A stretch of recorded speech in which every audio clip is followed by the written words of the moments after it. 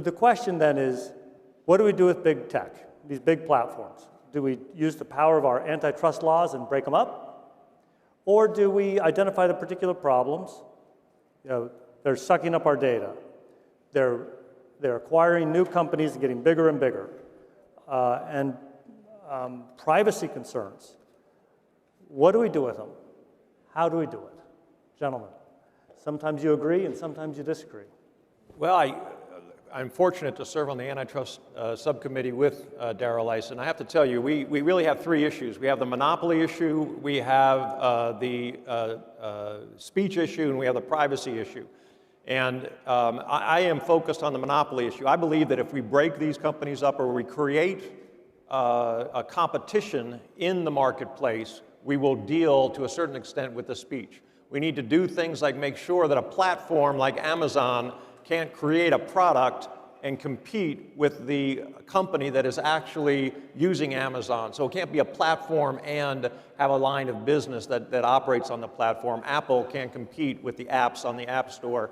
I think there are a lot of things that we can do to make sure we bring competition in. These are companies that kicked President Trump off their platforms, and yet they let the Ayatollah Khomeini on the platform. These are companies, over 99% of Twitter employees donated to Democrats. We are never going to get a fair shot from these companies. We need to break them up. We need to make sure that we have competition in the marketplace so that we do get a fair shot with one of the companies.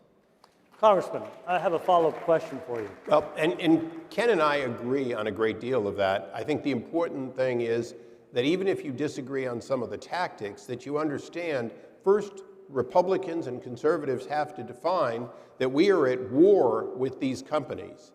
And undeniably, they are monopolies. Everything else, all the other tactics flow from those two truisms, that they do oppose us ideologically, and they have a monopoly which they have been abusing. Look, they've got power. They do not like us. We know what the problems are. But by breaking them up, do we solve the problem? Well, you know, the question is, if we have more MSNBCs and CNNs and the rest of the mainstream media, do we in fact accomplish anything? Or is what we need to do to make sure that they can never again shut down a Parler or exclude? I don't mind if there's no Twitter, but when a Jimmy Carter appointee, listen carefully, somebody appointed before 1980 who is still on the court, denied Parler a simple 10 days to make their case for not being shut down and shut out of business by Amazon, they were denied. Can you imagine if the printer refused to print the New York Times and they went for relief, if they would have been able to get that from that same judge? Of course they would. So, you know, when we look at making sure that we write laws and enforce them, one of the things we have to do, and this is something Ken and I serve on judiciary, also dealing with the courts, we've got to put an end to people that have been on the bench for 50 years being able to make those kinds of decisions and shutting off the only voice left when the monopolies had shut down the president. Well, one of the things we want to make sure, and Darrell and I agree about that, one of the things we want to make sure is that we understand what the unintended consequences are, right, that we have intended consequences. We don't want to create something that's worse than where we are today. I don't know how, but we don't want to do that. And we don't want to start opening up regulation, more regulation, to businesses in this country that are competing because the Democrats want to shut down every big corporation. So I think we have to be really careful. We know what we're doing, and we're aimed directly at these monopolies that are operating in this digital monopoly area. But one of the problems is Section 230. I shouldn't call it a problem yet. I'm not going to prejudge it for you two to answer. But Section 230, and this gets kind of complicated, but it basically gives a get-out-of-jail-for-free card to the big tech companies so that if there's something on there that they don't like, they don't have to be held liable for it.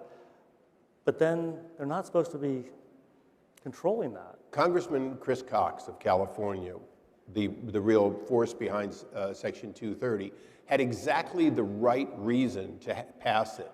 The internet providers should be exactly like the phone company or the trucking company. You can't hold a trucking company responsible for what's inside a box. You can't hold the post office responsible for everything that they ship, and you can't hold the phone companies responsible for what Ken and I say over the phone. That was what it was supposed to do. But today they are in fact picking winners and losers, and they're doing so with so much protection that even the New York Times is easier to sue than Facebook or Twitter, and that's got to change. They were given this protection with the understanding that they would not censor speech. But now they are censoring speech. Why do they still have this protection? Is that the better solution? Amend Section 230 so that we have a targeted approach, or break them up? Is that a fair question? A better way to say it in a way is define Section 230. Section 230, according to its authors, was never intended to be anything but a protection for a common carrier, for someone who more or less blindly allowed product to transit the internet. Once they started doing what they're doing, they in fact violated the spirit of 230. And so yes, we are going to have to amend it, but we're going to amend it basically to have it do what it was supposed to do and no more.